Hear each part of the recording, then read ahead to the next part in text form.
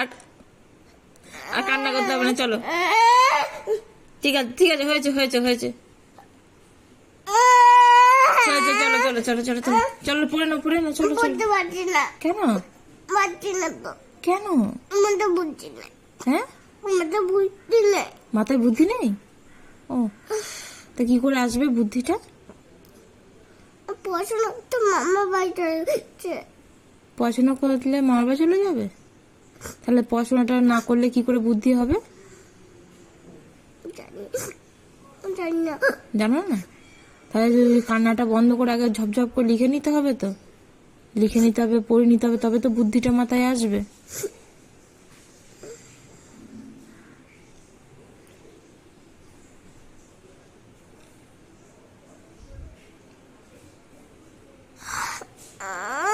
চলো পড়ে নেবে, চলো লিখে নাও না ঝপঝপ।